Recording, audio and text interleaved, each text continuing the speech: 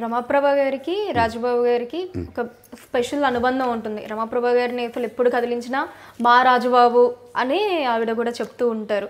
ఎన్నో సినిమాలలో కలిసి నటించారు. అసలు ఇంకా వాళ్ళ జంటకి ఇంకప్పట్లో హీరో హీరోయిన్లకు ఎంత క్రేజ్ ఉండేదో వాళ్ళ జంటకి అంత క్రేజ్. రమాప్రభ గారితో మీకు ఉన్న అనుబంధం గురించి చెప్తారు. నిజంగా చెప్పాలంటే టోటల్గా రోజుకి 24 గంటల్లో ఒక 18 గంటలు ఇద్దరు కొన్ని నెలలు కలిసి ఉండేవారు. ఎందుకంటే అప్పుడు పొద్దున్న గడ్డం తీసుకుని స్నానం చేసి వెళ్ళిపోవడం, రాత్రి మళ్ళీ వచ్చాడు 2, మళ్ళీ పొద్దున్నే 6 గంటలు అవ్వడం, 3-4 షిఫ్ట్లు చేసేవారు వాళ్ళిద్దరు కలిసి. ఫస్ట్ నవ్వు కామెడీ అంటే రేలం గారు గుర్తొస్తారు. రేలం గారు గిరిజ, తర్వాత పద్మనాభం గారు వచ్చారు. పద్మనాభం గారు గీతాంజలి, తర్వాత రాజబాబు రమాప్రభ. వాళ్ళిద్దరూ అందరూ ఏంటి ప్రతి పిక్చర్లో ఇంకో వేరే జోడీ లేదు. ఇంకో అత్తగారులాగాను ఇంకో సవితల్లాగా ఛాయాదేవి గారు సూర్యకాంతం గారు వేయాలి తప్ప ఇంకా రాజబాబు పక్కన రమాప్రభ వేయాలి, అది ఫిక్స్డ్. ఆ ఉంటేనే జోడీ ఉంటేనే ఆడుతుంది అనే లెవెల్కి వచ్చేసింది. జనం అందరికీ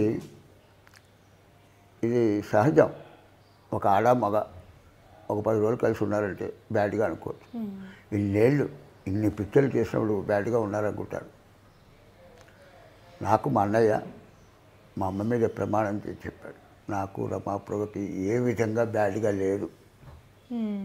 అందుకని రమాప్రభ కూడా ఒక ఏబిఎన్ ఇంటర్వ్యూలో కానీ ఇంకో ఇంటర్వ్యూలో కానీ నాకు ఒక తమ్ముళ్ళలాగా వాడు, నాకు అన్నలాగా. ఒరే రాజబాబు, అది ఎవరికి తెలియదు, పబ్లిక్ తెలియదు. కానీ యాక్టింగ్ని యాక్టింగ్ లాగా చూడాలి. ఇప్పుడు అన్నా చెల్లెలు ఇద్దరు ఆర్టిస్టులు అయ్యారు.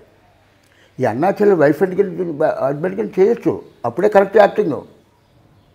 బాబు నాకు చెల్లాయింది, నాకు చెల్లాయి అవుతుంది, నేనేమో మా చెల్లాయితోనే వైఫ్ కాదు. అలాగా ఒక బ్యాడ్గా లేకుండా ఎన్ని వైఫ్ అండ్ హస్బెండ్లు, ఎన్ని చెల్లెళ్ళు, ఎన్ని ఇన్నోసెంట్లు క్యారెక్టర్లు వాళ్ళిద్దరు ఎన్ని చేశారు. అందుకనే యాక్టింగ్ వేరు, రియల్ లైఫ్ వేరు. బయట పబ్లిక్ అనుకోవచ్చు, వాళ్ళకేం తెలియక